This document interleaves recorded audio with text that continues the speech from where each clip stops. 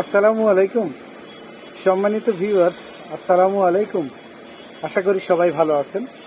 আজকে আপনাদের জন্য নিয়ে এসেছি একটি নতুন প্রোডাক্ট, যেটা আসলে পুরুষের অত্যন্ত কাঙ্ক্ষিত একটা প্রোডাক্ট এবং প্রত্যেকটা পুরুষেরই মানে একটা ফিউশন থাকে যে তাদের বিশেষ অঙ্গ যদি আর একটু বড় হতো, আর একটু মোটা হতো, বা অনেকের আঁকা বাঁকা আছে, তারপরে হচ্ছে যে অনেকের ক্ষুদ্র আছে। তো এই সমস্যার জন্য আজকে আপনাদের জন্য নিয়ে আসলাম একটা নতুন প্রোডাক্ট। সেটা হচ্ছে যে নেপচুন ল্যাবরেটরিজের তৈরি ডায়নামন অয়েনমেন্ট। এটা অত্যন্ত পরিচিত এবং অত্যন্ত বিখ্যাত একটা অয়েনমেন্ট, যেটা আসলে পেনিসের সাইজ অ্যান্ড শেপ মেনটেনের জন্য এটা বহুলভাবে ব্যবহৃত এবং অত্যন্ত কার্যকরী একটা প্রোডাক্ট। তো যাই হোক, এটা সম্বন্ধে আমি বিস্তারিত বলতে গেলে প্রথমেই বলি যে এটা ইন্ডিকেশন যদি আমরা দেখি, ডেসক্রিপশন যদি আমরা দেখি, তাহলে ডায়নামনকে বলা হয় যে এটা research based formulation combination with some precious herbs, natural herbs and biological ingredients. তো এটা রিসার্চ বেসড ফর্মুলেশন এবং এটা এই ডায়নামনের এই সূত্রটা দীর্ঘদিন রিসার্চ করা হয়েছে এবং এটা অ্যাপ্লাই করা হয়েছে মানবদেহের উপরে, এবং এটা ব্যবহারের ফলে এটা অত্যন্ত পজিটিভ রেজাল্ট এটা থেকে পাওয়া গেছে। তো সেজন্য এটা রিসার্চ বেসড ফর্মুলেশন, এটা ডেসক্রিপশনে দেওয়া হয়েছে। আর ডায়নামন effective for topical use for male. এটা টপিক্যালি ইউজ ফর মেল। এটা হচ্ছে যে genital organ ensure blood flow in the penile tissue. এটা রেগুলার ইউজে এটা পেনাইল টিস্যুতে ব্লাড ফ্লোটা বৃদ্ধি করে, যার ফলে বিভিন্নভাবে, বিশেষ করে পুরুষরা বিভিন্নভাবে পেনিসের উপরে বিভিন্ন ধরনের অত্যাচার করে থাকে, সেটা হোক হস্তমৈথুন বা আদার্স অন্য ওয়েতে।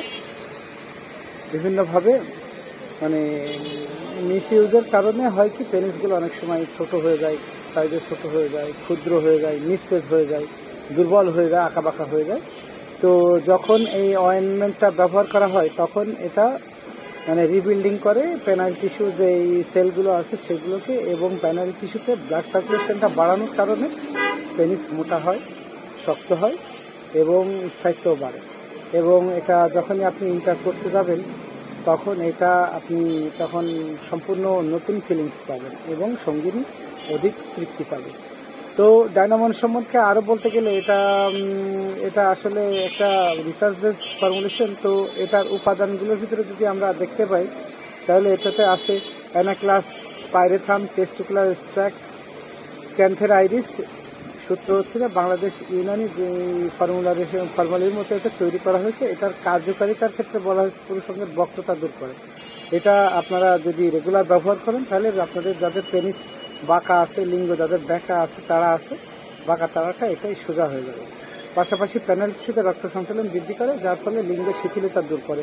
অনেকে বলেন যে ইন্টারকোর্সে গেলে লিঙ্গ নিস্তেজ হয়ে যায় বা শিথিল হয়ে যায়, এই সমস্যা থেকে আপনারা মুক্ত পাবেন।